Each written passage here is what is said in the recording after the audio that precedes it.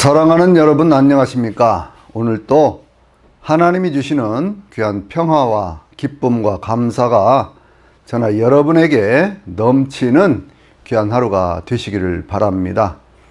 제가 지난번 두 번에 걸쳐서 병을 고치시는 예수님에 관한 그러한 말씀을 드렸지요. 오늘은요, 귀신을 쫓아내시는 예수님에 대한 그러한 말씀을 드리려고 합니다.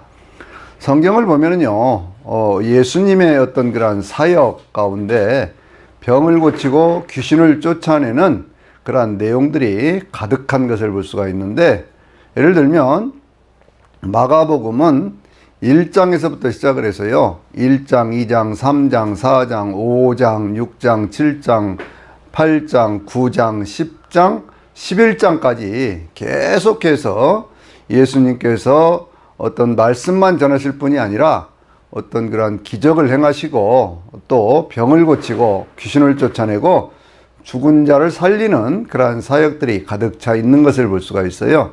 그러니까 예수님께서 모든 어떤 그런 복음을 증거하시는 그런 과정 속에 귀신을 쫓아낸다든지 병을 고치는 일은 일상적인 일이었다, 그런 얘기입니다.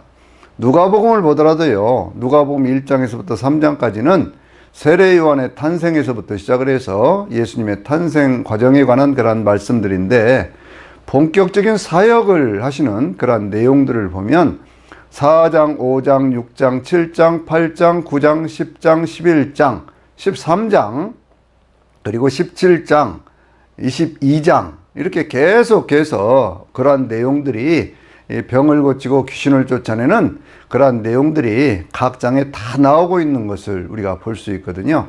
그러니까 그만큼 예수님의 사역 가운데 병을 고친다든지 귀신을 쫓아내는 그러한 일들은 일상적인 일이었다라고 하는 것을 우리가 알 수 있습니다. 왜 그러면 예수님께서는 병을 고치고 귀신을 쫓아내셨을까요? 그것은 사람이 사람답게 살도록 하기 위해서죠. 온전케 하기 위해서입니다. 사람이 사람으로 살아가는 데 있어서 병이 든다든지 어떤 악한 영의 역사에 사로잡히게 되면 자기의 어떤 인격적인 특성을 잃어버리게 되잖아요. 그리고 자신의 삶을 건강하게 또 행복하게 살아갈 수가 없는 것이거든요. 그래서 예수님께서 이 땅에 오신 목적이 생명을 주고 더 풍성히 얻게 하려 오셨기 때문에, 그래서 이제 우리 삶에 어떤 병든 것, 어떤 귀신 들린 것, 이런 문제들을 해결해 가시는 것을 볼 수가 있습니다. 우리가 이 병에 대한 어떤 그런 얘기를 할 때는요, 그게 한 세 가지로 이렇게 나누어 볼 수가 있는데, 첫째는 우리의 육체에 어떤 그런 병이 드는 것이죠. 어떤 음식을 잘못 먹는다든지, 혹은 운동을 너무 심하게 했다든지, 과로를 했다든지, 그래서 생기는 그러한 병들이 있습니다. 그런가 하면 또 하나는요, 그 조현병이라고 하는 정신적인 장애가 생긴 그런 것들이 있지요. 조현병이라고 하는 것을 옛날에는 정신분열증 그렇게 얘기를 했는데, 이 정신분열증이라고 말하는 이 조현병은 인간의 어떤 삶에 여러 가지 많은 특징들을 보여주고 있어요. 예를 들면 어떤 사람이 환청이 들린다든지, 어떤 환각이 보인다든지, 어떤 그 환시가 보인다든지, 이런 것들이 기본적으로 어떤 조현병의 그런 특징들 가운데 하나지요. 또 하나는요, 어떤 망상장애라고 하는 것이 있습니다. 그것은 자기 자신의 삶을 지나치게 크게 생각하는 거지요.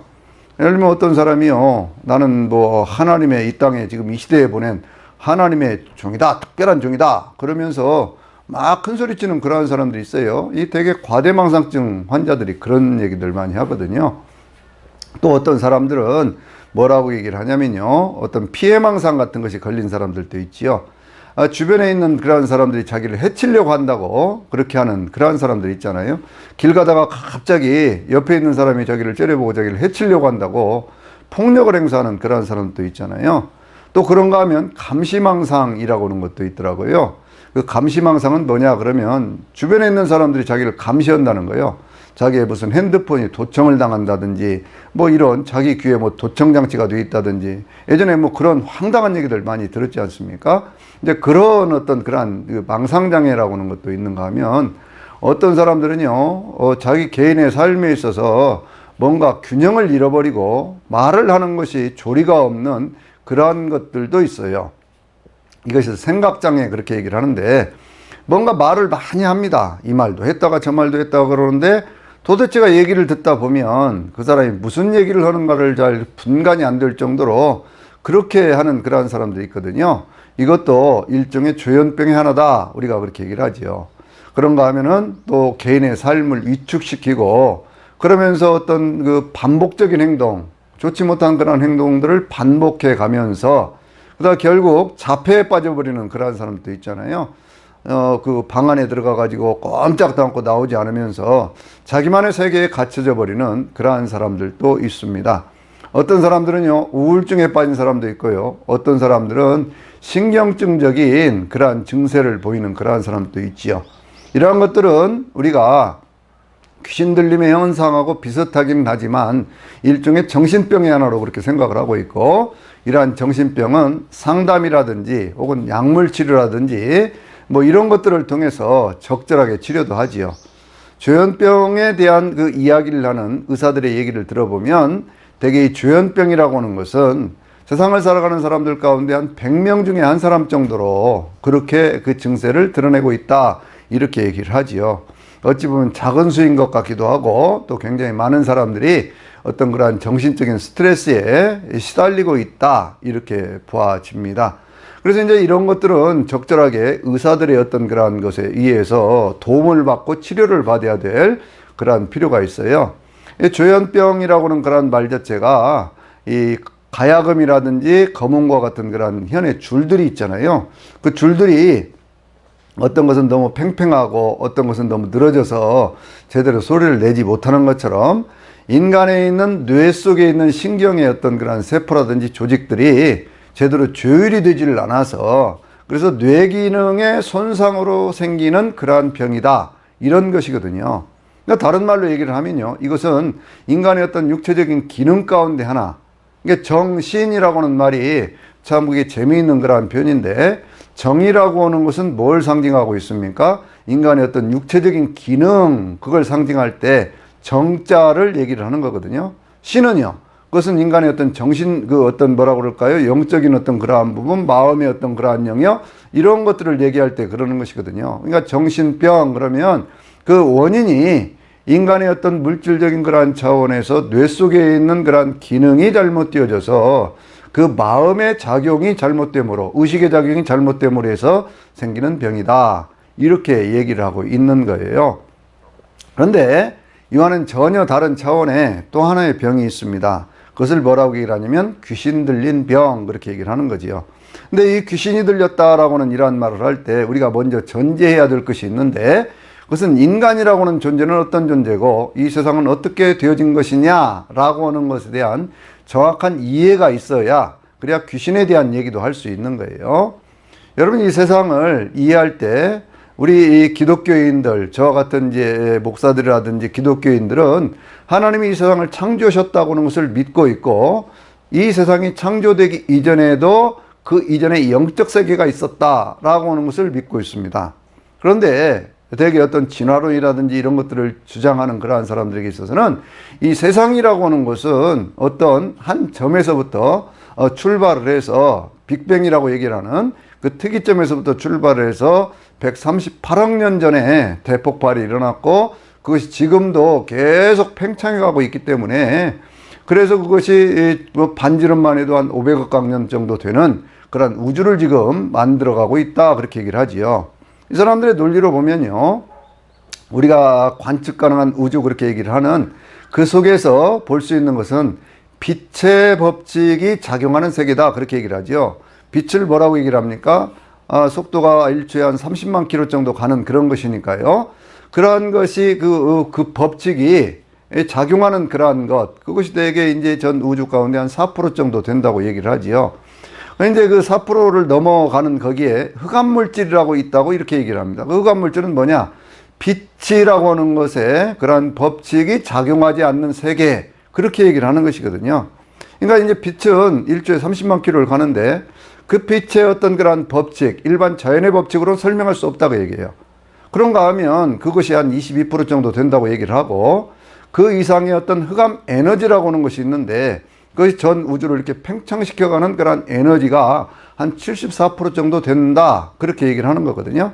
그러니까 이 빛의 속도보다도 훨씬 더 빠른 속도로 이 우주가 팽창해가고 있기 때문에 이 우주의 전체 나이는 138억 년이지만 그것이 어떤 반지름만 하더라도 한 500억 광년 정도 된다. 뭐 이렇게 얘기를 합니다. 이건 과학자들이 하는 얘기예요. 그런데 이 모든 것들을 얘기하면서 기본적인 원리는 뭐냐면 질량 불변의 법칙이라는 것이지 않습니까? 그러니까 그 모든 것들은 물질적인 것에서부터 시작을 했기 때문에 물질적인 것으로만 설명할 수가 있어요. 그것이 무슨 지금 있는 어떤 이 땅에 있는 에너지라든지 혹은 무슨 흑암 물질이나 흑암 에너지든지 이런 것들은 전부 물질적인 그런 것들이지 않습니까? 그럼 물질은 물질로 얘기를 하기 때문에 거기에는 무게가 있고 거기에는 어떤 질량이 있고 그것은 어떤 일정한 시간과 어떤 공간이라고 하는 것을 전제해야만 그걸 설명할 수가 있잖아요. 그렇기 때문에 이 물질이 진화해서 0이 될 수는 없는 거거든요. 0이라고 하는 것은 뭐냐 그러면 우리 인간이 가지고 있는 어떤 그러한 요소 가운데 하나이기도 하지만 기본적으로 그것은 눈에 보이지 않는 것이고 어떤 질량이라든지 무게와 같은 것들을 이야기할 수 없는 것이 영의 세계인 거예요. 그러니까 이 영의 세계라고 하는 것이 어떤 그 물질적인 것만 가지고 얘기를 할 때는요, 귀신이라고 하는 그러한 존재는 말할 수가 없는 겁니다. 그걸 어떻게 얘기할 수 있겠습니까? 귀신이라는 존재는 영적 존재인데요. 그래서 이러한 부분들에 대한 것이 정리가 되어야 귀신에 대한 얘기를 할 때도 그것을 이해할 수가 있다. 그런 얘기죠. 우리 민속의 어떤 그런 신앙 가운데서도요, 이런 것이 있지 않습니까? 민속의 신앙 가운데 사람들이 죽으면 그 다음에 남는 것이 있는데 그것을 넋이라고 얘기를 하는데, 그런데 이것이 만약에 이 세상 모든 것들이 물질로만 되어 있다라고 얘기를 하면요, 그와 같은 것도 말할 수가 없는 거예요. 그러니까 우리가 먼저 전제해야 될 것은 뭐냐 하면 이 세상은 영적인 세상이 있고 물질적인 세상이 있는데 그 물질적인 세상만 가지고 얘기할 때는 귀신이라든지 천사라든지 이런 걸 말할 수 없다 라고 하는 것, 그것이 받아들여져야 이 귀신의 역사에 대한 것도 우리가 얘기할 수 있다 그 얘기예요. 우리 기독교에서 부활에 대한 얘기를 하잖아요. 이 부활에 대한 얘기를 할 때 고린도전서 15장 41절에 있는 그러한 말씀을 보면 41절부터 44절까지 쭉 있는 그러한 말씀들을 보면요, 어떤 그 부활에 대한 설명을 하면서 두 가지 몸에 대한 얘기를 하죠. 하나는 육의 몸에 대한 얘기를 하고 하나는 영의 몸에 대한 얘기를 하고 있거든요. 육의 몸이 뭐냐? 내추럴 바디라고 하는 것이고 영의 몸이라고 하는 것은 스피리추얼 바디 이렇게 설명을 하는데, 내추럴 바디라고 하는 것은 오늘 저나 여러분이 가지고 있는 이러한 몸이에요. 이러한 몸은 자연에 있는 모든 요소들이, 몸이라는 말 자체가 모아놨다 그런 뜻이니까, 모아서 모양과 형체를 이룬 것이다 그런 뜻이니까, 자연 속에 있는 모든 요소들, 원소들이 모여져서 우리들의 세포도 만들고 그렇게 해가지고 우리 인간이라고 하는 존재를 만들었다라고 할 때 육의 몸 그렇게 얘기를 하는 거예요. 근데 부활은 뭐냐 그러면 이러한 이 자연적인 내추럴한 그런 몸이 영적인 몸, 그러니까 어떤 무게라든지 질량이라든지 이런 것들을 말할 수 없고 시간이라든지 공간과 같은 것들을 초월해버리는 그러한 몸으로 변한다 라고 하는 것을 영적인 몸으로 되어진다 그렇게 얘기를 하는 거거든요. 이게 기독교의 부활이라고 하는 것은 우리가 지금 가지고 있는 이 육신적인, 이 육신이 육신으로 산다는 얘기가 아니에요.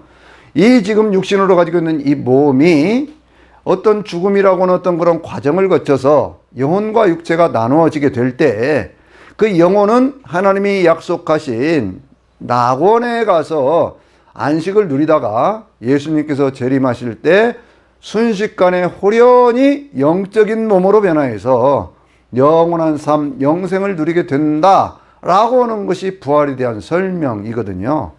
그래서 그 변화라고 하는 그러한 단어가 중요한 것인데, 어떻게 언제 변화하느냐 그렇게 얘기를 할 때 성경은 호련히 변화한다 이렇게 얘기를 하거든요. 호련이라고 하는 것은 그냥 눈 깜빡할 사이에 그런 얘기예요. 사람들이 생각하지 못할 그러한 순간에 그 몸이 그렇게 변한다 이렇게 설명을 하는 거예요. 그래서 이 부활은 신비인 겁니다. 우리가 신앙 고백을 할 때도요, 죄를 사하여 주시는 것과 몸이 다히 사는 것과 영원히 사는 것을 믿사옵나이다 라고 얘기를 할 때, 몸이 다히 사는 것은 육신적인 몸, 자연에 속한 몸, 내추럴 바디가 영적인 몸, 스피리추얼 바디, 죽지 않고 쇠하지 않는 그러한 몸으로 변화되어서 산다라고는 그러한 고백인 거예요. 그러니까 이것은 굉장한 어떤 우리가 지금 세상에서 체험할 수 없는 그러한 신비적인 어떤 그러한 내용이 부활 속에 담겨져 있는 거거든요. 그러니까 이것을 잘 이해를 해야 우리가 어떤 부활을 소망하고 있고 그 부활이 무엇이냐라고 하는 것도 이해할 수가 있는 것이죠. 귀신이라고 하는 그러한 존재는 그래서 이 영적인 세계를 인정할 수 있을 때만 말할 수 있는 거예요. 영적인 세계를 이해하지 못하고 영적인 세계를 말하지 못하면 그러면 단순히 어떤 그러한 현상들이 드러날 때 그 현상 속에서 우리는 이것을 일종의 조현병과 같은 정신병과 같은 그러한 것으로만 생각할 수밖에 없다, 그런 얘기예요. 그래서 성경을 통해서 우리가 이 귀신이라는 존재는 무엇이냐라고 하는 것을 바르게 이해를 해야 어떤 육신적인 어떤 그런 병이 찾아왔을 때 이것이 단순히 어떤 육체적인 과로라든지 음식이라든지 혹은 약물을 잘못 써서 생긴 그러한 병인지 아니면 어떤 조현병과 같은 그런 정신장애가 생긴 것인지, 여러분 정신장애가 생기는 경우도요, 의사들이 하는 얘기를 들어보면 대개 그 발병이 25세 이전에 생긴다고 그렇게 얘기를 하더라고요. 왜 25세 이전에 생기느냐 그러면 아이들이 어릴 때 부모에 의해서 뭐 아동학대라고 우리가 지금 얘기하지 않습니까? 그런 것들을 겪게 되면 그런 조현병이 걸릴 확률이 굉장히 많다, 그렇게 얘기를 하고 있고요. 또 45세 이상이 되면 그러한 조현병의 어떤 그러한 증상은 그것은 걸리지 않는다, 그렇게 얘기를 합니다. 그러니까 이 병이라고 하는 것은 어떤 정신적인 장애라고 하는 것은 뭐 엄마가 무슨 임신 중에 있을 때 무슨 잘못된 약물 중독이 되어 가지고 아이의 어떤 뇌 기능에 어떤 손상이 생겼다든지 신체에 장애가 생겼다든지 혹은 무슨 태어났는데 부모에 의해서 학대를 받아 가지고 정신적인 장애가 생겼다든지 이럴 때 생기는 병이다, 그렇게 얘기를 하고 있는 것이거든요.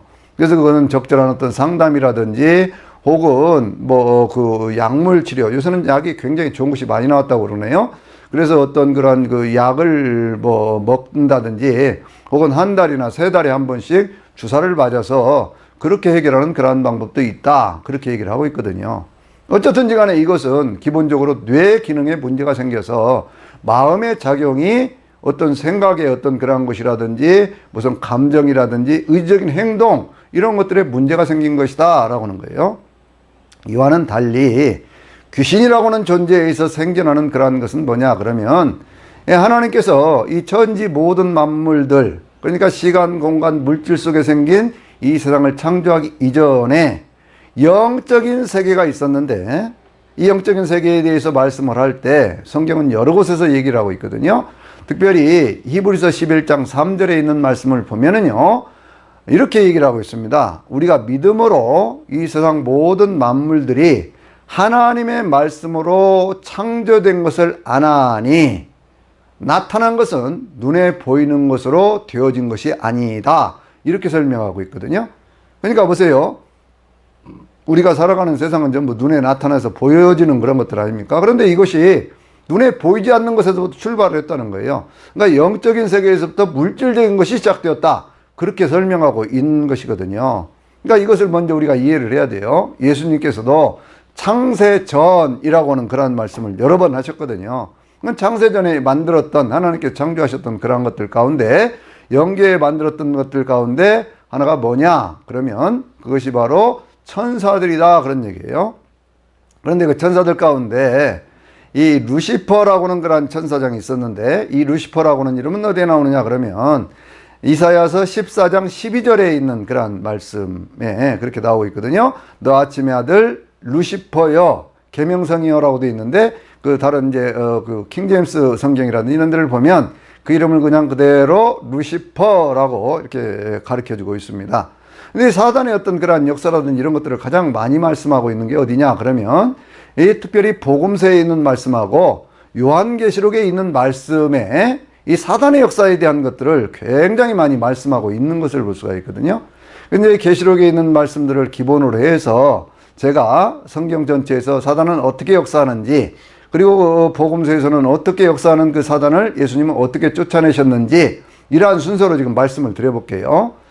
요한계시록 9장 1절에 있는 말씀 보면은요, 이렇게 얘기를 하고 있거든요. 이 하늘에서 떨어진 별 하나가 있었다, 그렇게 얘기를 합니다. 하늘에서 떨어진 별이라고는 그러한 표현이 뭐냐, 그것이 바로 사단에 대한 어떤 그러한 얘기를 하고 있는 것이거든요. 이것은 똑같이 이사야 14장이라든지 에스겔 28장에서도 얘기를 하고 있는데, 왜 그것이 하늘에서 떨어졌느냐 그러면 에스겔 28장에 있는 말씀 보면 이 사단이라고 하는 그러한 존재, 이 마귀라고 하는 그러한 존재 루시퍼는 원래 하나님을 찬양하도록 창조된 아주 아름답고 완전한 모습으로 창조된 그러한 존재였었어요. 그런데 이것이 이사야 14장 12절에 있는 말씀 보면은요, 뭐라고 얘기를 하냐면, 12절 이하에 있는 말씀 보면 뭐라고 얘기를 하냐면, 내가 그 하늘의 뭇별들 위해서 내가 내 자신을 높여보리라, 그렇게 얘기를 하고 있거든요. 그러니까 하늘에 있는 모든 그러한 어떤 천사들보다 더 높은 자리로 올라가리라, 그렇게 얘기를 하면서 내가 지극히 높으신 북극 지폐에 올라가서, 북극 지폐의 그 산 위에 올라가서 지극히 높으신 자와 같아지리라 라고 얘기하고 있는 것을 볼 수가 있어요. 그러니까 하나님 같은 그러한 존재가 되겠다는 거죠. 어떤 그러한 피조물의 하나로서 천사로 창조된 그것이 점점 하나님을 찬양하는 그러한 자리에서부터 이탈해 가기 시작하는 겁니다. 그래서 그것이 이탈해 가가지고요, 어떻게 됐다고요? 그것이 결국에는 하나님 앞에 벌을 받아서 이 공중으로 땅으로 쫓겨나는 그러한 존재가 되었다라고 하는 것을 말씀하고 있습니다. 그것을 요한계시록 12장 4절에 있는 그러한 말씀을 보면은요, 거기에 7머리 10뿔 가진 용의 모습으로 거기에 나타나고 있는 그 사단은 그 꼬리로 하늘의 별 3분의 1을 끌어다가 땅에 내던지더라, 이런 표현이 있거든요. 그러니까 이 하늘에 있는 별들이라고 하는 것은 그 루시퍼를 추종하던 그러한 천사들, 그러한 천사들이 타락을 해서 함께 쫓겨나게 되는데, 그 과정에 대한 것들을요, 이 요한계시록 12장 7절 이하에 있는 말씀을 보면 이런 식으로 얘기를 하고 있습니다. 하늘에서 전쟁이 터져요. 하나님을 대적하던 루시퍼를 추종하던 그러한 세력들과 그 군사들과 그 천사들과 미가엘 천사장, 그러니까 하나님의 군대 장관이라고 우리가 얘기를 하는 미가엘 천사장과 그 미가엘 천사장을 따라 있는 하늘의 군대와 거기서 싸움이 붙거든요. 그 싸움이 붙어서 루시퍼와 그 악한 그런 세력들, 악한 영들이 이기지를 못하고 하늘에서 더 이상 있을 곳을 찾지 못했다, 그렇게 얘기를 합니다. 그래서 그것들이 쫓겨나거든요. 쫓겨나는 그러한 모습을 보면 거기에 이제 사단에 대한 어떤 그러한 이름을 얘기를 하고 있는데, 거기에 엔용, 에뱀, 마귀, 사탄이라고 하는 여러 가지 이름으로 얘기를 하면서 그것이 밤낮 하나님 앞에서 우리 형제들을 참수하던 자다, 이렇게 얘기를 하고 있는 거예요. 그것이 이제 땅으로 쫓겨나는 그러한 모습들을 우리에게 보여주고 있거든요. 근데 그것의 또 다른 모습, 또 다른 이름에 대한 얘기를 하는 것을 보면 이 요한계시록 9장 11절에 있는 말씀 보면은요, 무저갱의 사자라고도 얘기를 하고요. 또 히브리어는 아블론이요, 또 헬라어로는 아블론이더라, 이렇게 얘기를 하거든요. 이게 무슨 뜻이냐 그러면 멸망자, 파괴자, 그런 뜻이에요. 예수님께서는 그것을 뭐라고 말씀하셨어요? 이렇게 얘기를 하셨죠. 요한복음 10장 10절에서는 도적이 오는 것은 도적질하고 죽이고 멸망시키려고 하는 것뿐이다, 이렇게 말씀을 하셨거든요. 그러니까 그것은 어떤 그런 도적의 모습으로 나타나고 멸망자, 파괴자의 모습으로 나타나고, 그러면서 그것이 다양한 어떤 그런 모습들로 나타나기 때문에 그렇게 이야기를 하고 있는 것이지요. 그래서 이 사단이라고 하는 존재가 쫓겨나면서요, 땅으로 내쫓김을 당하는데 그것을 하나님께서 가두는 장소가 있다, 그렇게 말씀하고 있거든요. 그래서 그것이 어디에 가두어졌느냐 그렇게 보면 이 유다서 1장 6절하고요, 그리고 베드로후서 2장 4절에 있는 말씀 보면 거기에 이제 같은 내용들을 조금 다르게 표현을 했는데, 자기 지위를 지키지 않고 자기 처소를 떠난 천사들을 하나님께서 영원한 결박으로 흑암에 가두셨다, 이렇게 표현을 하고 있고요. 범죄한 천사들을 하나님께서 그 영원한 흑암의 자리에 하나님의 큰 날의 심판의 때까지 그들을 가두었다, 그렇게 얘기를 하는 거예요. 그 장소를 어디라고 얘기를 하냐면 바로 무저갱이라고 얘기를 하는 겁니다.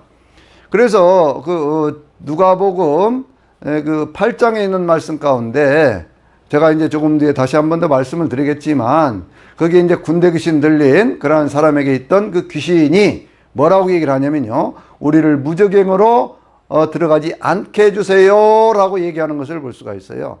이 사단이라고 하는 존재는 무저갱의 사자다, 그렇게 얘기를 하고 있잖아요. 그러니까 어떤 그러한 영원한 흑암의 자리, 그러한 곳이 하나가 있고요. 지옥이라고 우리가 얘기를 할 때는 특별히 성경에서는 세 군데를 얘기를 하고 있는데, 하나는 죽은 자들의 영혼이 들어가는, 하나님을 믿지 않고 하나님을 대적하면서 자기들의 욕망을 따라 살다가 육체의 때를 다 허비하고 구원받을 수 있는 기회를 허비하고 그렇게 해서 이 육체가 죽은, 그래서 그 영혼들이 들어가는 음부라고 하는 곳이 있다, 그렇게 얘기를 하고 있는 거예요.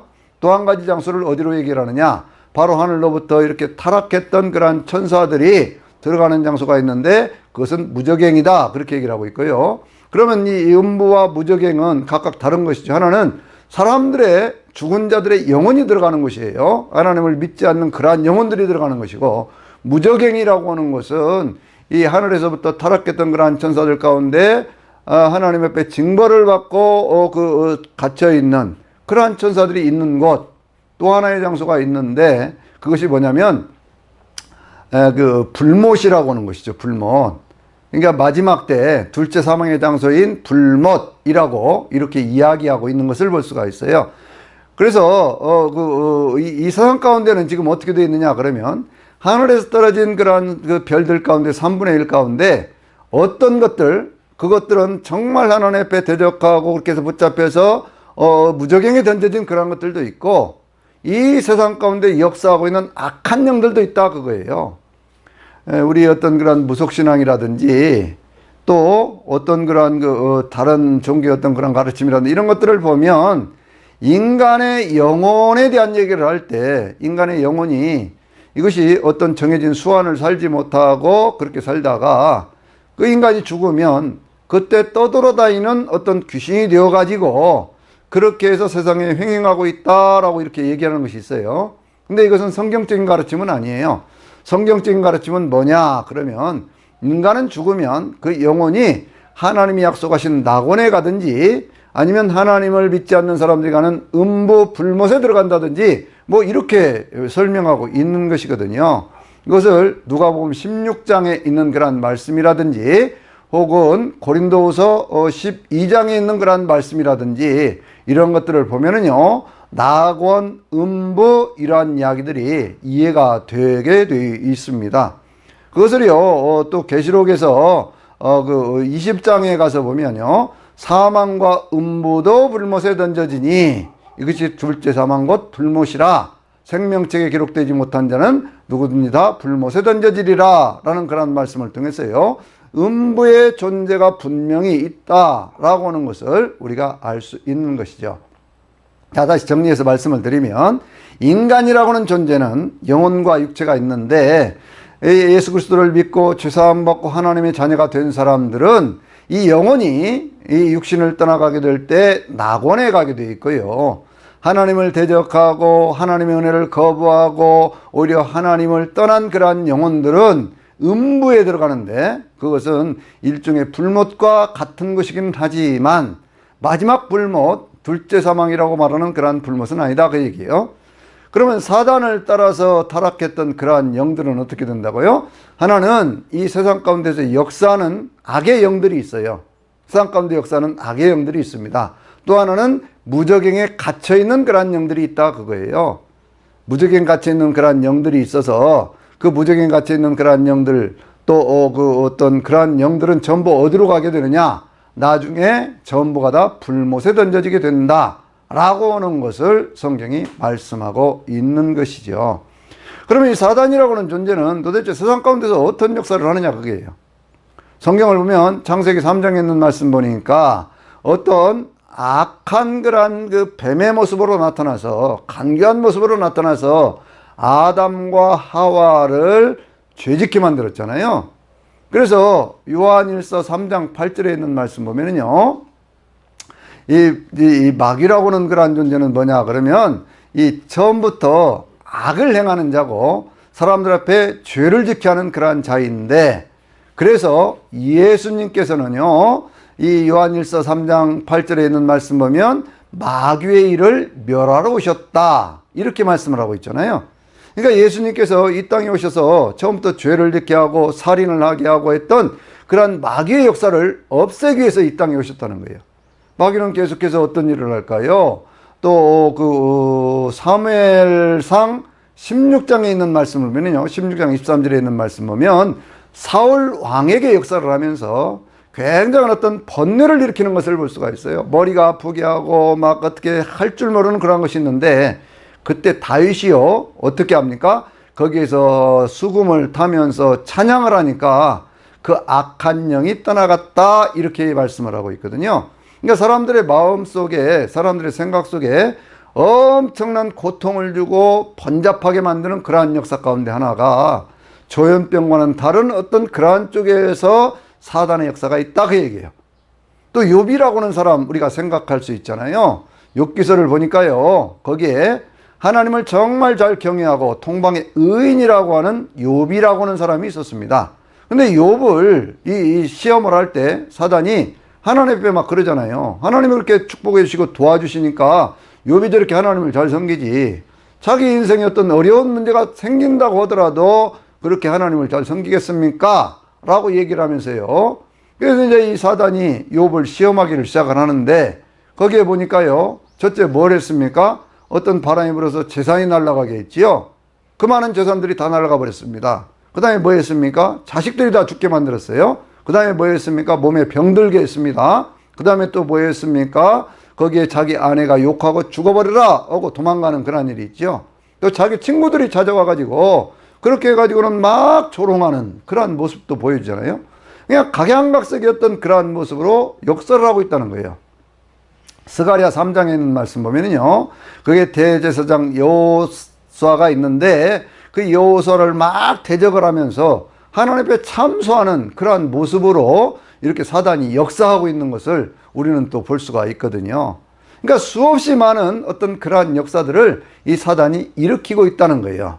그러면 사단의 마지막 운명은 뭐냐 그거예요. 마지막 운명이라는 것이 뭐냐 그랬더니 그 귀신이라고 하는 그러한 존재로 존재한다고 하는 것을 성경이 이렇게 얘기하고 있거든요. 그 요한계시록 16장 13절에 있는 말씀 보면은요, 용과 짐승과 거짓 선자의 입에서 개구리같이 더러운 새 영이 나오는데 이것들은 귀신의 영이라 그렇게 얘기를 하는 거예요. 그러니까 귀신이라고 하는 어떤 그런 영역 속에 사단이 있고, 그 가운데 어떤 그러한 그 짐승에게 역사하는 영이 있고 거짓 선자에게 역사하는 영이 있는데, 이것들이 모두가 다 귀신의 영이라는 거지요. 그러니까 이 귀신의 영인 그것이 뭘 하는가 봤더니 계시록 12장 17절에 있는 말씀 보니까요, 여자의 남은 자손 곧 하나님의 계명을 지키며 예수의 증거를 가진 자들과 싸우려고 바다 모래 위에 서 있더라 이렇게 얘기를 하거든요. 그러니까 하나님의 계명을 지켜요. 하나님의 말씀대로 살려고 그래요.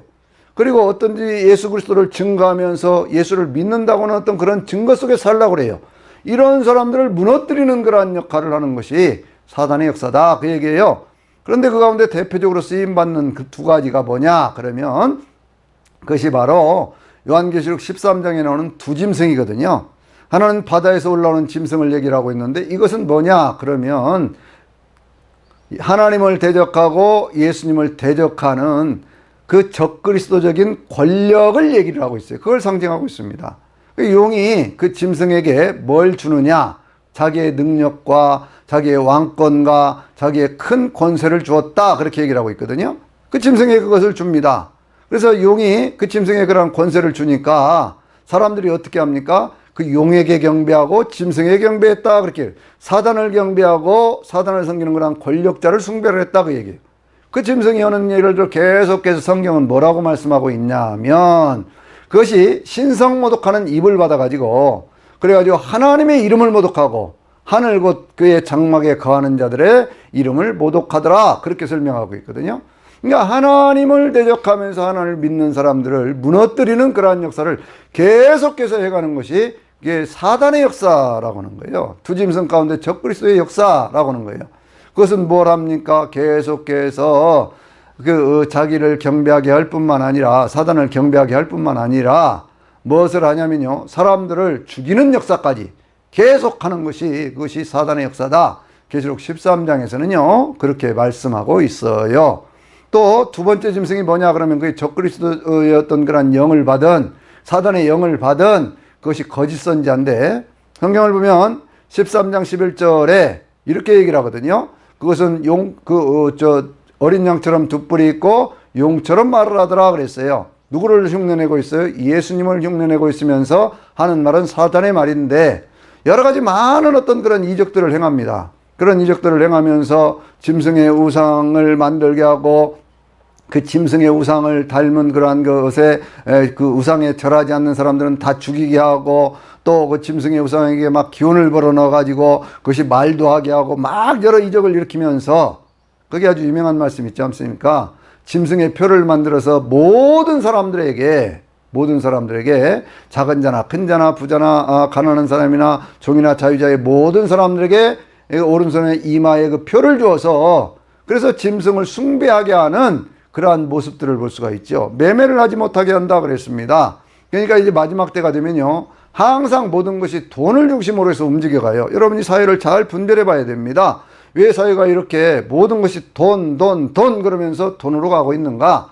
이것이 사단의 어떤 그러한 역사 속에 이루어지가는 그러한 모습들인 것이거든요. 그래서 그 짐승의 표가 없는 사람들에게는 매매를 하지 못하게 하더라. 그 짐승의 표는 사람의 순이, 그것이 666인이라 그랬잖아요. 그러니까 짐승은 뭐라는 거예요? 사람이라는 거예요. 마지막 때가 되면 적그리스도가 나타나서 그와 같은 일을 이룬다라고 하는 것인데, 그것이 지금 이 시대에도 되어질 뿐만 아니라 계속해서 이루어져가는 어떤 그런 사단의 역사인 것을 우리가 잘 분별해 봐야 되는 것이죠.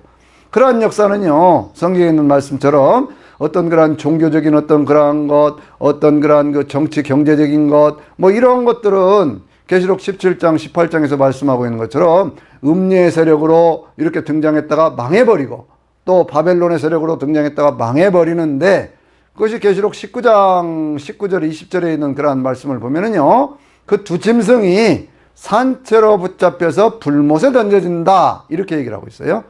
그러니까 이것들은 전체가 어떻게 되느냐, 세상 가운데 역사하고 있는 악한 영들이 역사하고 있는 이것들은 전부가 어떻게 되느냐, 마지막이 불못이라는 거예요. 하나님의 심판을 받고 영원한 고통의 장소로 들어가게 된다, 그 얘기거든요. 마귀는 어떻게 될까요? 이 마귀라고 하는 것은 계시록 20장을 보면요, 그때 이제 예수님의 재림과 함께 붙잡혀가지고, 천사에 의해서 붙잡혀가지고 무저갱에 결박되어 가두어지게 되고, 그렇게 되면서 천년이라고 하는 세월을, 그 천년왕국이라고 우리가 말하는 그 세월 동안에 무저갱에 갇혀 있다가 그 천년왕국 시대가 지나고 나면, 그러면요 어디로 풀려나느냐 그러면 다시 풀려나가지고 그것이 곡과 마곡으로 가서 세상의 모든 사람들을 다 모아가지고 다시 하나님을 대적하다가 20장 10절에 있는 말씀 보니까요, 그 마귀가 그 산채로 붙잡혀가지고 불못에 던져지는데, 거기는 짐승과 거짓 선지자도 있어 그들이 세세토록 밤낮 괴로움을 당하리로다, 그렇게 얘기를 합니다. 그러니까 여러분들 이걸 우리가 알아야 돼요. 마귀라고 하는 존재나 짐승이라든지 거짓 선지자 속에 역사하고 있는 영들은 귀신의 영이잖아요. 이것들은 그 근본이 어디에 있었다고요? 그것은 영적인 세계에서부터 출발한 것이기 때문에 사멸되어 없어지는 존재가 아니라는 거예요. 사멸되어 없어진다면 세세토록 고통을 받는다, 이런 얘기를 할 수가 없지요. 그런데 그런 것들은 모두가 다 그렇게 되어진다는 거예요. 마지막 때가 되어서 하나님의 심판이 임하면 그렇게 된다, 그렇게 말씀하고 있는 거거든요. 그래서 여러분들 이 계시록에 대한 그러한 얘기들을 자꾸 사람들이 어려워하는 이유, 또 그것을 보지 못하게 하는 그러한 이유 가운데 하나는, 저는 그렇게 생각을 해요. 사단이 그 눈을 자꾸 가리게 하는 거예요. 왜냐하면 사단의 정체가 거기에 다 드러나 있고, 사단의 마지막 운명, 그것이 멸망이라고 하는 그것을 가르쳐주고 있기 때문에, 그래서 사단이 자꾸 그러한 눈들을 가려놓고 있어요. 이 계시록에 대한 얘기는요, 제가 계시록 강의를 전체를 유튜브에 대해서 올려놓은 것이 있거든요. 이게 부분적으로 조금 의문이 난다든지 그런 것들이 있으면 그 대목들을 찾아서 참고를 하시면 신앙에도 많은 도움이 될 것이다, 이렇게 생각을 합니다. 마귀라고 하는 존재, 사단이라고 하는 존재에 대해서 얘기를 할 때 성경이 또 여러 군데서 말씀을 하고 있는데, 디모데전서 4장 1절에 있는 말씀에는요, 이렇게도 또 말씀을 하고 있거든요.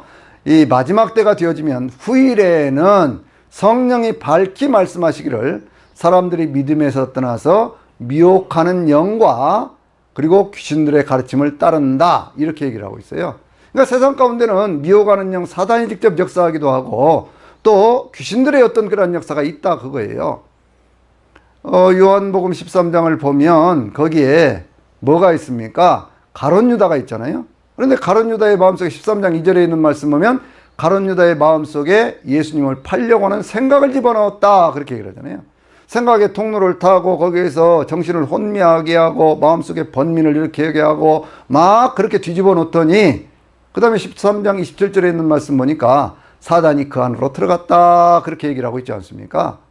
그러니까 이런 역사들이 일어난다는 거예요. 뭘 통해서? 생각을 통해서 나타나는 거예요. 그러니까 우리가 생각을 잘 분별해야 되는데 이러한 내용들에 대해서요, 예수님께서 이 마태복음 12장 43절에서부터 45절까지에 있는 말씀 통해서는요, 또 이렇게 표현을 하고 있습니다.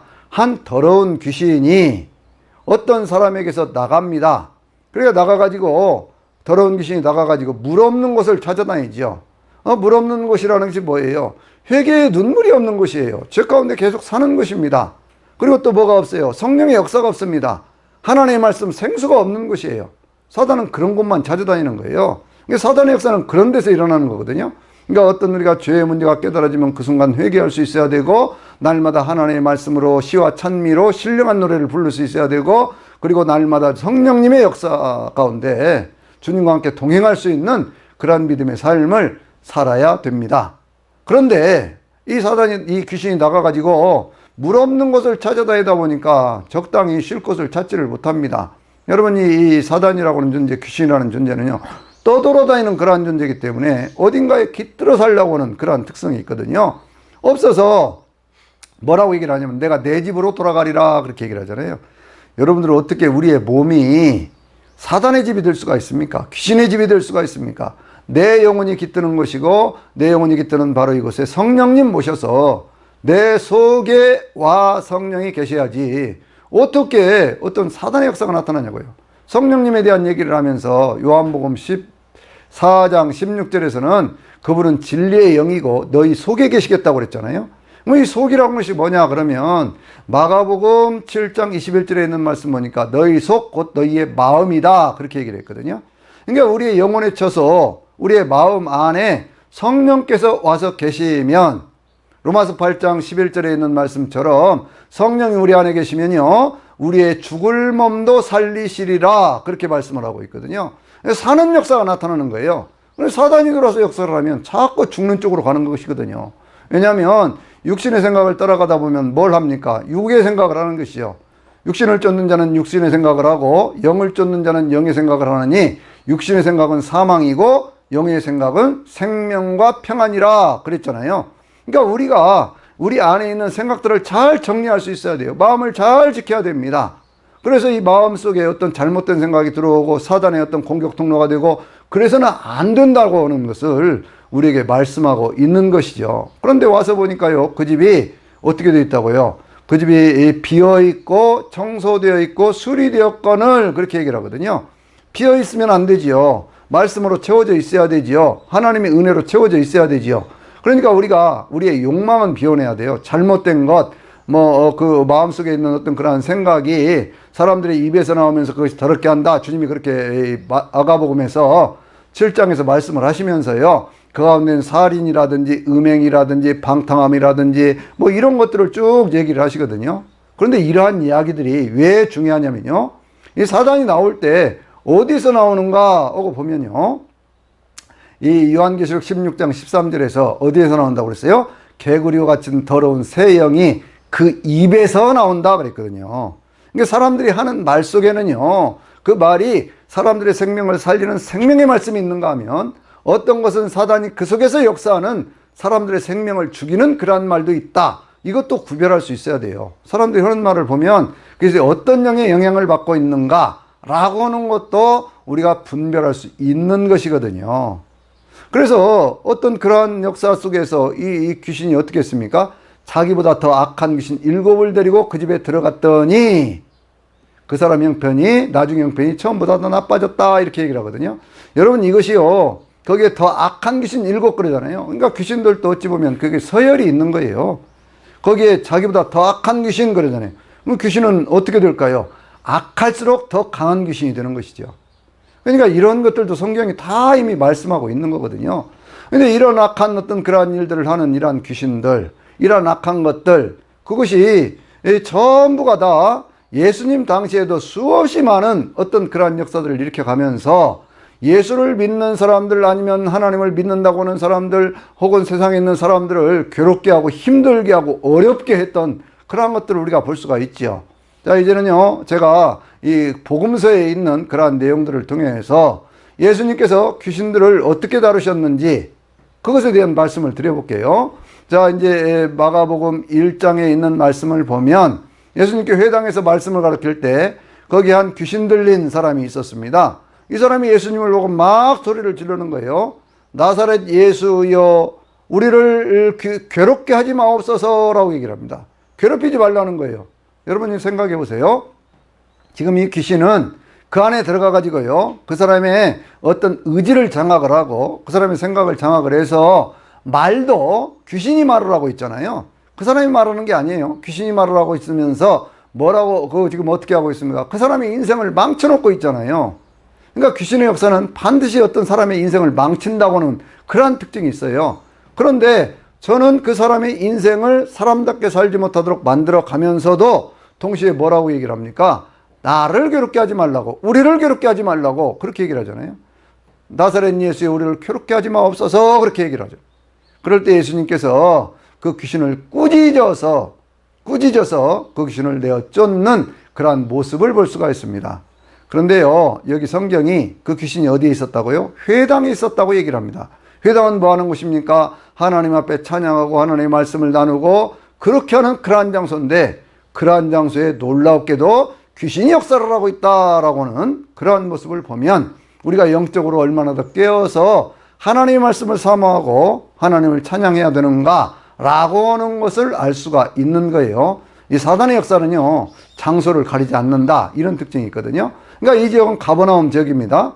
누가 이제 마가복음 5장에 있는 말씀 보면 거기 거라사 지방, 거라사라고 하는 것은 이 가버나움의 건너편에 있는, 요단강 건너편 쪽에 있는 그러한 곳이거든요. 근데 거기에서 귀신을 쫓아내는데 그 귀신은 이 내용은요, 누가복음 어떤 그런 8장하고 그리고 이 마가복음 5장에 있는 내용들을 같이 봐야 그 내용이 좀 더 선명하게 드러나게 되는데, 그 내용 가운데 뭐라고 얘기를 하냐면 이것이 무덤 가운데 있으면서 옷도 입지 않고 막 돌아다니고 뭐 쇠사슬 같은 것으로 묶어놔도 되지도 않고 그러면서 이것이 막 소리를 지르고 돌아다니면서 돌로 자기 몸을 상하는 그러한 모습을 보여주고 있습니다. 근데 이것이 예수님께서 이 더러운 귀신아 그 가운데 나오라 그렇게 얘기를 하니까 항상 뭐라고 얘기를 한다고요? 더러운 귀신 그렇게 얘기를 하고 있는 거예요. 크리인이 아니고 언크리인이에요. 그러니까 이 귀신이라고 하는 존재는 항상 타락한 존재이기 때문에, 하늘로부터 떨어진 그러한 존재이기 때문에 더러운 귀신이라고는 그것을 우리가 알아야 돼요. 더러운 귀신이 인간을 유용하게 뭐 이롭게 그렇게 할 일이 있습니까? 어떤 사람들은요, 조상신이 도와줬다 그런 얘기를 하는데요, 절대로 그거 성경적으로 보면 사실이 아니에요. 고린도전서 10장 20절에 있는 그런 말씀을 보면요, 이방인이 제사하는 것은 귀신에게 제사하는 것이니 나는 너희가 귀신과 교제하는 자가 되기를 원하지 않는다 그렇게 얘기를 하는 거예요. 우리가 어떤 제사를 드리면서 뭐 조상을 섬긴다고 그러지만 천만의 말씀입니다. 그것은 귀신을 섬기는 그러한 행위가 되는 것이거든요. 그러니까 이 귀신의 역사라고 하는 것은 항상 사람들을 괴롭게 하지 인간을 이롭게 하는 그러한 귀신은 없다. 사단이 인간을 이롭게 할 일이 있습니까? 그러니까 절대로 그런 일이 없다고는 생각을 해야 돼요. 그래서 예수님께서 그 사람을 쫓아내는데, 그 사람에게 들렸던 귀신을 쫓아내는데 그 귀신의 이름이 뭐였어요? 군대였지요. 엄청난 어떤 그런 숫자. 그래서 거기에 2,000마리나 되는 돼지떼가 있었는데 그 돼지떼 속으로 들어가게 하소서 그러잖아요. 어디에서 나와서? 그 사람에게 나와서 어디로 들어간다고요? 돼지떼에게. 그러니까 여러분들 사람의 몸에서 돼지의 몸으로 옮겨가는 그러한 모습을 우리가 볼 수가 있어요. 귀신이 그렇다고 말이에요. 그래가지고 그 귀신이 어디로 되돌았어요? 비탈길을 되돌아서 그렇게 해서 물속에 빠져서 2,000마리나 되는 돼지떼가 거기서 몰살을 당하잖아요. 2,000마리가 되면 그 줘야 뭐 10억에서 20억 정도 되는 그러한 돈인데, 그와 같은 것들을 한 사람의 영혼, 한 사람의 생명을 구하기 위해서 예수님께서 그와 같은 것들을 희생을 감당하시는 그러한 모습을 볼 수가 있지요. 이 귀신은 여러 가지 특징을 보여주고 있습니다. 첫째는 더러운 귀신 그랬지요. 귀신이 역사하고 있으니까 이 사람이 힘이 세어져 가고 초인적인 어떤 그러한 힘을 발휘하잖아요. 뭘로 묶어놔야 묶어지지는 않는 그러한 것입니다. 그리고 자기 이 옷을 벗고 막 돌아다녀요. 수치를 몰라요. 귀신 들린 사람들은요, 절대로 수치심이 없습니다. 자기가 잘못하고도 잘못한 것을 인정하지 않아요. 그러한 어떤 그러한 특징을 보여주고 있잖아요. 무덤새에 돌아다닌다고 하는 것은 이 사람이 어떤 죽음과 굉장히 가까운 곳에 있다라고 하는 것을 보여주고 있습니다. 자기 정신으로 오는 게 아니에요. 사단이 그 어떤 인격을 지배를 해가지고 하는 그러한 것이기 때문에, 그 귀신이 나가고 나니까 이 사람이 옷을 입고 정신이 멀쩡해가지고 예수님 곁에 있는 그러한 모습을 볼 수가 있죠. 귀신이 그렇게 쫓겨난 그때 사람들이 와가지고 뭐라고 얘기를 하냐면요, 그 되어진 형편을 보면서 예수님께서 그 지경에서, 그 지방에서 떠나가기를 바랬다, 그렇게 얘기를 하고 있잖아요. 그러니까 여러분, 이것은요, 어떤 귀신이 어떤 지역도 장악하고 있다 라고 하는 것을 우리가 생각을 해야 돼요. 여러분들 요즘에 어떤 그러한 뭐 전쟁도 지금도 일어나고 있는 그러한 모습 있잖아요. 그러면 그 전쟁을 일으키고 있는 어떤 그러한 세력들이 하나님을 믿지도 않으면서 전쟁을 일으키는 그러한 세력들의 그 배후에서 역사하는 영은 어떤 영일까요? 그건 틀림없이 사단의 영이에요. 그러니까 세상에 있는 어떤 그런 것들을 영적인 눈으로 보면 이 세상 가운데는요, 영적인 전쟁이 육신적인 어떤 그러한 전쟁으로 인간의 어떤 탐욕이라든지 그런 것들을 통해서 나타나고 있다라고 하는 것도 우리가 볼 수 있어야 되는 거예요. 그러니까 지역을 정하고 있잖아요. 그 다음에 이 마가복음 7장에 있는 그런 말씀 보면은요, 거기에는 수로보닉의 여인에 대한 그런 얘기가 있어요. 수로보닉의 여인이라고 하는 사람은 어떤 사람이냐 그랬더니, 이 말씀은요, 마태복음 15장에 있는 그런 여인의 얘기와 같은 얘기인데, 여인은 두 가지를 종합해서 보면 헬라 여인이었고 두로 지방에 살던 그러한 여인이었고 가나안 여인이었다, 이렇게 표현을 하고 있습니다. 이것은 전부가 무슨 얘기냐 그러면, 하나님의 은혜와는 상관이 없는 그러한 지역에 살던 그러한 여인이었다, 하나님의 은혜의 권역 바깥에 있는 그러한 여인이었다, 그런 얘기죠. 두로 지방은 어느 지역이냐 그러면 갈릴리 위쪽에 있는 그러한 지역이거든요. 그러니까 예수님께서 갈릴리 지역에서도 또 갈릴리 건너편에서도 갈릴리 위쪽에서도 그러한 사역들을 계속 일으켜 가시는 그러한 모습들을 우리가 볼 수 있지요. 그렇게 해서 이제 예수님께서 그러한 사역을 하실 때 그 여인이 자기 딸이 흉악하게 귀신이 들려서 그렇게 얘기를 해요. 흉악하게 귀신이 들려서 그렇게 얘기를 합니다. 그러니까 고쳐주세요 그러는데 예수님이 거기에 아무 대답도 안 하시잖아요. 그러니까 계속해서 다윗의 자손이여 내 딸을 불쌍히 여기고 고쳐주세요 라고 얘기를 하니까 예수님께서 거기에 그 여인에게 아주 모욕적인 그런 얘기를 하잖아요. 자네상에 있는 떡을 가져다가 개들에게 던져주는 것이 맞지 않다, 그렇게 얘기를 하니까 이 여인이 뭐라고 얘기를 합니까? 주님, 그 말씀도 맞습니다. 그러나 개들도 자녀의 상에서 떨어지는 부스러기는 먹지 않습니까? 라고 얘기를 해요. 이 여인은요, 자기 인생 속에 자기의 자녀의 문제 때문에 고통을 당하고 있어요.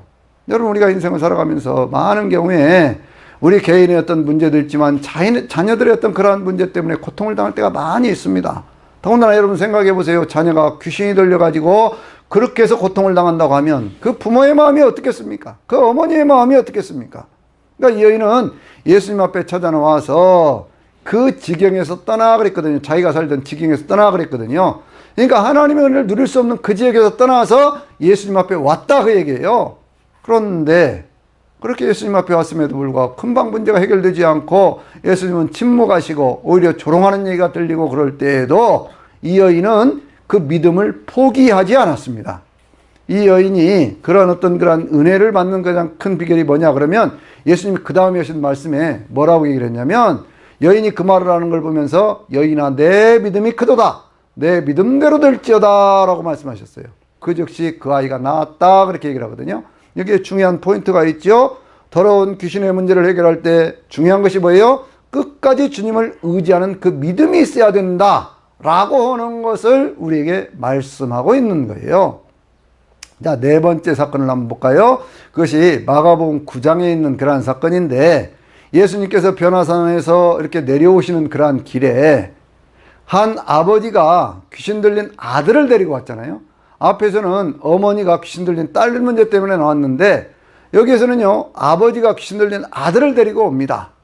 부모들이라고 하는 것은 자녀 문제라고 하면 꼼짝을 못하는 거 아니겠어요? 그래가지고 와가지고 제자들한테 고쳐달라고 그러니까 제자들이 그걸 못합니다. 예수님 앞에 그 귀신이 들려가지고 이 아이를 죽이려고 자꾸 불에도 넘어지게 하고 물에도 넘어지게 하고 그렇게 합니다. 자꾸 쓰러지게 합니다. 할 수 있으면 좀 고쳐주세요. 그렇게 얘기를 하잖아요. 그럴 때 뭐라고 말씀을 하시죠? 할 수 있거든이 무슨 말이냐? 믿는 자들에게는 능치 못할 일이 없느니라 라고 말씀을 하시거든요. 그러면서 예수님께서 그 아이를 고쳐주셨어요. 그렇게 고쳐주실 때 제자들이 물어봤죠. 왜 우리는 못합니까? 그랬더니 마가복음 9장 29절에서 주님께서 말씀하시기를 이런 유는 기도 외에는 나갈 수가 없다. 그렇게 말씀을 하셨어요. 그러니까 기도라고 하는 것이, 강력한 기도라고 하는 것이 사단을 대적하고 물리칠 수 있는 강력한 무기가 된다 라고 하는 것을 주님이 말씀하고 있죠. 자, 한 가지 사건만 더 말씀을 드려볼게요. 누가복음 13장 10절 이하에 있는 말씀 보면 예수님께서 거기에 안식일에 회당에서 말씀을 가르치고 계시는데 거기에 귀신이 들려가지고 18년 동안 앓으며 그랬거든요. 그러니까 참 이 여인의 인생은 얼마나 참 고달팠겠습니까? 18년 동안을 아팠어요. 그리고 귀신이 들려가지고 허리가 꼬부러졌는데 그 허리를 전혀 펴지 못하는 그러한 모습을 보여주고 있습니다. 인생이 얼마나 참 비참합니까? 그럴 때 예수님께서 그 여인에게 안수하여 고치시는데 그러자 그 여인이 허리를 그냥 그 자리에서 쭉 펴고 온전해지는 그러한 모습을 보여주죠. 사람들의 시비가 붙지 않습니까? 왜 안식일에 병을 고치냐고 그랬을 때 주님께서 말씀하시기를 이 여인이 18년 동안 아브라함의 딸로서 18년 동안 그렇게 고통을 당했는데 이 여인을 지금 고쳐줘야 되지 않겠느냐. 생명을 살리는 것과 생명을 죽이는 것, 선을 행하는 것과 악을 행하는 것, 어느 것이 옳은 것이냐 라고 하는 말씀을 예수님이 하셨던 것을 볼 수가 있어요. 어떻게 고치셨다고요? 안수하여 고치셨다. 그렇게 말씀을 하고 있어요. 그래서 이런 말씀들을 이렇게 쭉 종합해 보면 또 주님께서 어떤 그런 귀신을 이기는 어떤 그런 역사를 또 얘기하고 있는 것이 이 계시록 12장 11절과 12절에 있는 말씀들이 있는데 이러한 말씀들을 쭉 종합해서 우리 인생 가운데 어떤 단순히 육신적인 어떤 그런 질병이 들었을 때도 우리는 기도해야 됩니다. 또 어떤 그런 조현병과 어떤 정신적인 장애가 있어도 기도해야 돼요. 왜냐하면 예수님께서 말씀을 하시기를요. 모든 병과 모든 약한 것을 고치셨다 그랬기 때문에 병의 종류와 상관없이 기도해야 돼요. 그런데 그렇게 기도를 할 때 어떻게 할 거냐 그 말이에요. 어떻게 무엇을 위해서 어떤 방식으로 할 거냐 거기에 한 7가지 귀신을 쫓아내는 방법에 대해서 제가 말씀을 드리려고 그러는데 첫 번째는 뭐냐면 사무엘상 16장 23절에 있는 말씀 보면은요 사울이 귀신이 들렸잖아요. 그런데 귀신이 들린 그 사울에게서 귀신을 쫓아낼 때 거기에 다윗이 수금을 타면서 찬양했더니 거기에 뭐가 떠나갔다고요? 악한 영이 떠나갔다 그렇게 말씀하고 있거든요. 그러니까 찬양이라고 하는 것은 원래 사단이라고 하는 것은 하나님을 찬양하다가 타락한 존재이고 하나님께서 우리 이 백성들을 지었을 때 왜 지었다고 말씀을 하셨어요? 이사야 43장 21절에 있는 말씀 보니까 내가 이 백성을 나를 위하여 지었나니 이 백성들로 하여금 나를 찬양하게 하려 함이니라 라고 말씀을 하셨기 때문에 주님은 찬양 중에 거하신다고 했기 때문에 찬양을 강력하게 할 때 사단의 역사는 끊어지게 돼 있어요. 그러니까 여러분들 항상 어떤 그런 악한 영의 역사가 있다든지 몸이 아프고 뭐 병이 들었다든지 무슨 문제가 있으면 항상 찬양할 수 있어야 돼요. 사람들이 보면요 유행가는 18번이 있어요. 그런데 찬양에 18번이 없어요. 기독교인들 가운데도 그런 경우들이 많이 있거든요. 꼭 자기가 좋아하는 찬송이 적어도 몇 곡이 있어서 그냥 입을 열면 주 안에 있는 나에게 딴 근심 없으랴 나의 갈 길 다 가도록 예수 인도하시니 하는 이러한 찬양들이 늘 입술의 언어가 되시기를 바랍니다. 그래서 그 입술의 언어를 통해서 강력한 찬양을 통해서 사단의 역사를 끊어낼 수 있는 저나 여러분이 되어야 되죠. 또 수로보닉의 여인이 그 귀신을 쫓아내는 그러한 모습 속에서 그 여인에게 무엇이 있었다고요? 확실하고도 분명한 그런 믿음이 있었어요. 그런 믿음 때문에 그 믿음을 통해서 어떤 그런 자기 딸의 문제까지를 해결하지 않습니까? 믿음의 기도는 병든 자를 고친다고 그랬잖아요. 그러니까 우리가 하나님을 찬양할 때 어떤 그러한 문제가 있을 때는요, 아주 강력하게 정말 하나님의 은혜를 기대하는 마음으로, 정말 주님께서 역사하기를 기대하는 마음으로 그렇게 그 믿음을 가지고, 확실하고도 분명한 믿음을 가지고, 믿음은 바라는 것들의 실상이고 보이지 않는 것들의 증거인 것이기 때문에 내가 가지고 있는 믿음을 확실하게 보여줄 수 있는 그러한 믿음으로 그렇게 주님 앞에 간구해야 된다, 그 말이죠. 세 번째는요, 주님께서 어떻게 고치셨습니까? 주님께서 고치시는 걸 보니까 거기에 어떤 그러한 그 아들 귀신 들린 그 아들을 고칠 때 주님께서 뭐라고 말씀하셨다고요? 기도 외에는 이런 유가 나갈 수 없다 그랬잖아요. 왜 기도라고 하십니까? 하나님 아버지를 믿기 때문에 기도하라는 거예요. 누구한테 기도하라는 겁니까? 하나님 아버지 앞에 기도하라는 거예요. 늘 우리는 이와 같은 가장 기본적인 신앙의 원칙이기도 하지만 먼저 하나님 앞에 찬양하고 믿음으로 강력하게 기도할 수 있는 그러한 은혜가 우리 가운데 있어야 된다, 그 말씀이죠. 그러기만 합니까? 주님께서 그 18년 된 그 여자를 고칠 때는 어떻게 했어요? 안수해서 고치셨다 그랬어요. 그러니까 믿는 마음으로 손을 얹고 기도할 수 있는 그러한 은혜도 우리 가운데 있어야 되는 거예요. 하나님이 내 인생 가운데 주신 은혜를 통해서 병을 고칠 수 있는 그러한 은혜는 주님이 분명히 말씀하셨잖아요. 저희가 내 이름으로 귀신도 쫓아내고 새 방언도 말하고 뱀을 집어 올리고 어떤 독을 마실지라도 해를 입지 않고 그리고 병든 자에게 손을 얹은 적 나으리라, 그렇게 말씀을 하셨기 때문에 우리가 어떤 그런 안수에서 사랑으로 그 사람을 감싸 안으면서 그렇게 안수해서 병을 고칠 수 있어야 돼요. 성경에는요, 안수라고는 말은 있지만 안찰이라는 말은 없습니다. 어떤 사람들은요, 귀신을 쫓아낸다고 막 사람을 두드려 패는 경우가 있어요. 근데 여러분, 이건 절대로 맞지 않는 거예요. 왜냐하면 보세요, 귀신이 뭐 한다고 그랬습니까? 그 거라사 지방에 있던 군대 귀신 들린 자가 자기 몸을 해한다고 그랬잖아요. 그리고 그 아들을 넘어뜨릴 때 불에도 넘어지게 하고 물에도 넘어지게 한다고 그랬잖아요. 그러니까 자꾸 사람들의 몸을 상하게 하는 그런 짓들을 하고 있는 것이거든요. 근데 여러분들 조현병 환자들도요, 그런 어떤 자기 몸을 해하게 하는 어떤 그런 경우는 아주 드물다고 그래요. 그런데 아니, 사람을 고친다고 무슨 귀신이 두드려 맞는 것은 누구예요? 그 사람이지, 귀신이 두드려 맞는 거 아니잖아요. 근데 귀신을 겁준다고 해서 막 그렇게 때리고 막 하는 것은 전혀 성경적인 것이 아니에요. 그래서 제가 이 안수에 대한 것들을 지금 말씀을 드리고 있는 겁니다. 그래서 손을 얹고 기도하는 거예요. 하나님께서 강력하게 역사해 주기를 바라면서, 내 안에 계신 성령께서 역사하기를 바라면서 그렇게 기도하는 것이다, 그 얘기예요. 그 다음에 요한계시록 12장 11절과 12절에 있는 말씀을 보면은요, 거기에 아주 강력하게 사단을 이기는 무기에 대한 말씀을 하고 있거든요. 그게 뭐라고 얘기를 하냐면, 우리 형제들도 그를 이겼으니, 그가 누굽니까? 사단을 이겼다, 그거예요. 근데 사단이라고는 그러한 존재를 얘기를 하면서 뭘로 이겼느냐 그랬더니 어린 양의 피로 이겼다는 거예요. 자기들이 증언하는 말씀으로 이겼다는 거예요. 그들은 죽기까지 자기의 목숨조차 아끼지 않았다, 그렇게 얘기를 하고 있거든요. 그러니까 여기 이 말씀을 보면요, 어린 양의 피, 예수 그리스도의 보혈이 역사하는 곳에 사단의 역사는 끊어진다는 거예요.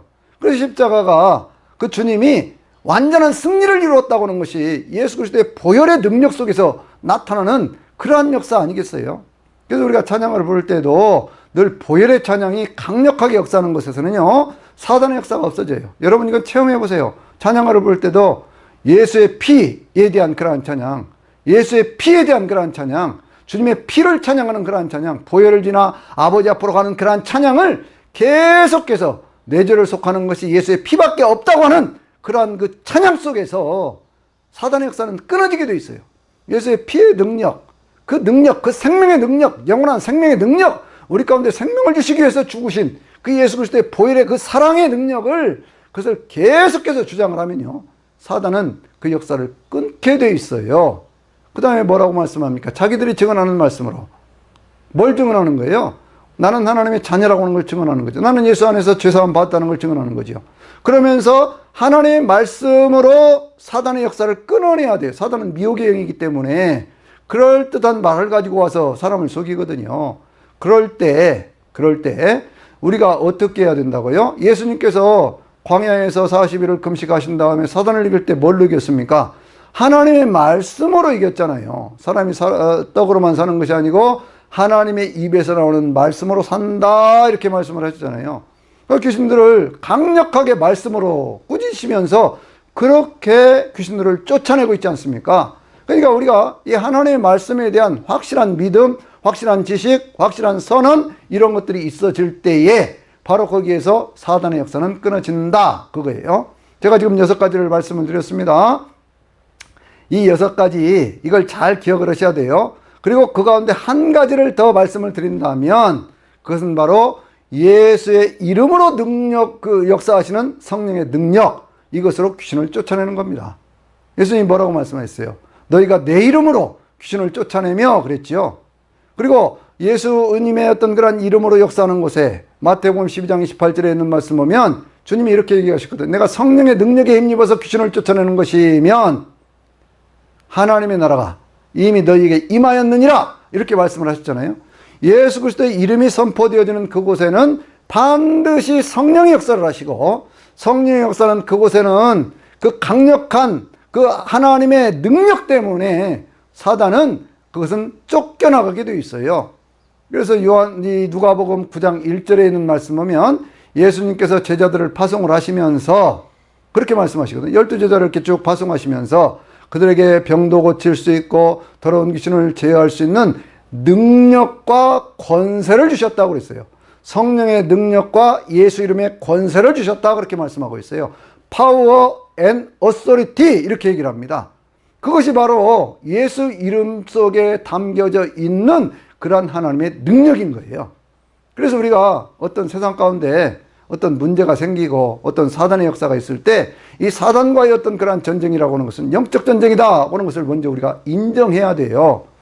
에베소 6장에 있는 그러한 말씀 속에 이런 말씀 있잖아요. 너희가 마귀를 대적하라 라고 말씀을 하면서 너희가 싸우는 것은 혈과 육에 대한 것이 아니고 정사와 권세와 이 세상에 있는 그런 어떤 그 어둠의 세력들과 어둠의 주관자들과 또 공중에 있는 악한 영들, 하늘에 있는 악한 영들과의 싸움이다, 그렇게 말씀을 하면서 머리에는 구원의 투구를 쓰고 가슴에는 의의 흉배를 붙이고 손에는 믿음의 방패와 어떤 그런 말씀의 검을 가지고 허리에는 진리로 허리띠를 띠고 발에는 평안의 복음의 신발을 신고 그리고 마귀를 싸워 이겨라 라고 말씀하고 있잖아요. 그러니까 그와 같은 무장이 되어야 되는데 그러한 무장 속에서 우리는 먼저 하나님을 강력하게 찬양할 수 있어야 된다니까요.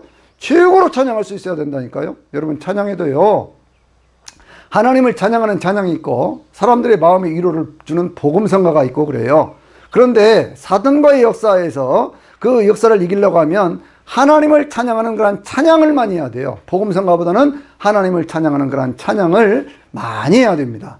그러한 찬양 속에서 또 말씀 속에서 또 어떤 기도 속에서 확실한 믿음을 가지고 그러면서 안수하면서 거기에다가 어떤 예수 보혈의 능력을 그걸 강조를 하면서 그렇게 예수 이름으로 성령의 능력에 의지해서 그렇게 선포하면 이 더럽고 악한 귀신아, 내가 예수 이름으로 명하노니 이 더럽고 악한 귀신아, 묶임을 받고 떠나갈지어다, 무적임으로 들어갈지어다 라고 계속해서 선언을 하면요, 사단이 결국에는 그 결박을 풀고 떠나가게 돼 있어요. 여러분, 이러한 영적인 그런 원리, 영적인 권세, 바로 이런 것들이 저나 여러분은 이미 주어져 있다니까요. 그래서 그것을 활용할 수 있어야 돼요. 마음으로 믿고 입으로 시인해야 돼요. 계속 선포해야 돼요. 그래서 악한 영들의 역사를 끊어내고 그리고 항상 하나님의 사람으로서 사람답게 살 수 있는, 세상 가운데 살면서 하나님 우리 인생 가운데 건강을 주시잖아요. 우리 인생 가운데, 여러분 인생이라고 하는 생로병사가 아니에요. 사람들이 태어나면서 처음에 태어나고 그 다음에 어떤 그런 성장하는 그런 과정이 있잖아요. 그래서 생장성쇠 그러잖아요. 그러니까 태어나서 어떤 성장하는 과정도 있고 막 몸이 자유로운 때도 있지만 나이가 들면 어떤 늙고 병들고 죽는 그런 과정은 있어요. 근데 늙음에 대해서도 주님은 뭐라고 얘기를 합니까? 내 청춘을 독수리같이 새롭게 하신다고 그러잖아요. 내 청춘을 여호와를 앙망하는 자는 새 힘을 얻으리니 독수리가 창공을 차고 올라가는 것 같을 것이요, 네가 달려가도 지치지 않고 걸어가도 피곤하지 않게 하나님 만들어 주신다고 얘기를 하잖아요. 나이가 든다고 다 늙는 건 아니라니까요. 하나님이 은혜로 살아야 된다니까요. 또 그 가운데 주님 뭐라고 말씀하십니까? 병이 드니까 주님께서 나는 너를 치료하는 여호와라고 말씀하시고, 하나님의 이름을 경외하는 너희에게는 치료하는 광선을 바라겠다고 말씀하시고, 또 뭐라고 말씀하시죠? 내 모든 죄악을 사하시면 내 모든 병을 고친다고 주님 말씀하고 계시잖아요. 병을 고치신다니까요. 죽음이라는 것이 찾아온다고요. 죽음이라는 것이 찾아올 때 내 생명을 파멸해서 구원하신다고 말씀하시고, 요한계시록도 14장 13절에 있는 말씀 보면 주 안에서 죽는 자들이 복이 있다. 이는 그들이 수고를 그치고 쉼을 얻으리니 이는 그들의 힘과 따름이더라 라고 말씀하고 있어요. 우리의 인생이라고 하는 것이 어떤 생로병사가 아니라 생장성, 그 다음에 노병사, 그 다음에는 뭐가 있어요? 영생이 있어요. 영생이. 영원한 삶이 있어요. 이것이 기독교인의 삶이라니까요. 이러한 삶의 어떤 그러한 과정을 이루어가는 과정 속에 사단은 끊임없이 우리 마음속에 어떤 절망을 가져다 주려고 그러고, 낙심하게 하고, 병을 가져다 주고, 환경 속에 문제를 일으켜서, 그래서 우리로 하여금 하나님을 떠나게 만들려고 하는 그런 역사를 하는 거예요. 그게 마귀의 역사고 사단의 역사고 귀신의 역사예요. 이런 것들을 주님께서는요, 끊어내라고 말씀하는 거예요. 뭘 통해서? 찬양을 통해서, 또 말씀을 통해서, 또 기도를 통해서, 또 안수하는 것, 예수 그리스도를 정확하게 믿는 그러한 믿음, 그리고 예수 그리스도를 통해서 주어지는 어떤 그러한 은혜를 우리가 날마다 마음으로 믿고 입으로 시인하면서 예수 이름으로 선포해가는 것, 그러면서 안수하는 그러한 역사들을 통해서 그 모든 것들을 끊어내라, 건강하라, 강건하라, 그렇게 주님 말씀하고 있는 거예요. 그래서 이러한 은혜를요, 우리가 영적인 원리를 그냥 익혀야 된다니까요. 몸으로 익혀야 된다니까요. 지식으로 알고 몸으로 익혀야 돼요. 생활을 시켜야 됩니다. 그래서 이 영적인 권세를 가지고 승리할 수 있는 저나 여러분이 되시기를 바랍니다. 한 번 더 기도하겠습니다. 하나님 아버지, 지금 이 시간에 주의 성령께서 강력하게 역사하여 주시기를 원합니다. 세상에 있는 많은 사람들이 악한 영의 역사 가운데서 묶임을 받고 고통을 당하는 경우들이 많이 있습니다. 어떤 때는 질병으로, 어떤 때는 환경적인 저주 속에서, 어떤 때는 삶의 문제들을 통해서, 자녀들의 문제 때문에, 혹은 환경의 어떤 직장의 사업의 여러 가지 많은 문제들 속에서 악한 영들이 역사하고 있습니다. 지금 이 시간에 주의 성령의 보혈의 능력이, 주의 성령의 불의 능력이, 보혈의 능력이 하나님 나타나게 하여 주시옵소서. 예수 그리스도의 이름에 그 권세가 나타나게 하시고 성령의 능력이 나타나게 하여 주시옵소서. 하나님을 찬양하며 살겠습니다. 아버지 앞에 기도하며 살겠습니다. 주의 말씀 의지하며 살겠습니다. 주의 역사해 주시어서 우리 주변에 있는 모든 악한 영들의 역사를 끊어주시고 모든 것들을 다 물리쳐 주시고 오직 주의 영광만을 드러낼 수 있는 우리 모두가 되게 하여 주시옵소서. 주 성령님 역사하여 주시옵소서. 지금 내가 예수 이름으로 명하노니 악하고 더러운 영들은 성령의 능력 가운데 쫓김을 받고 예수 그리스도의 이름으로 물러갈 끼어다 주 역사하여 주시옵소서. 예수님의 이름으로 간절히 기도하옵나이다. 아멘.